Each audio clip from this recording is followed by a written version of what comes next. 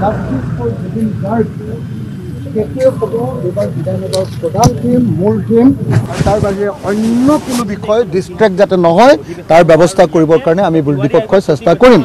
দ্বিতীয় বস্তুটো হ'ল যে ইয়াৰ পাছত চৰকাৰে কৈছে যে 6 জনগোষ্ঠীৰ জনজাতিকৰণৰ প্ৰশ্ন আনিব। আমি 6 জনগোষ্ঠীৰ জনজাতিকৰণৰ প্ৰশ্ন যেটো আনিব যি প্ৰস্তাৱ আনিব সেই প্ৰস্তাৱত যাতে 6 জনগোষ্ঠীৰ জনজাতিকৰণ হয়ে তাৰ কাৰণে যাতে ইতিবাচক প্ৰস্তাৱ অনাৰ কাৰণে বিল পাছ হৈ আছে বিল উত্থাপন হৈ আছে ৰাজ্যসভাত সেইখন মাত্ৰ পাছ কৰিব লাগে।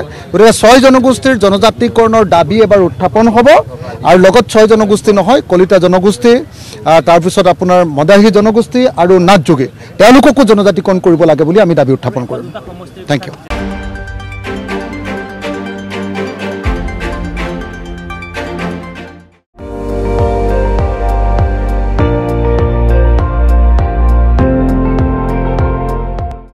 আপুনি চাই আছে ND24 সৰ্বশ্ৰেষ্ঠ নহয় সৰ্বোত্তমৰ দৌৰ।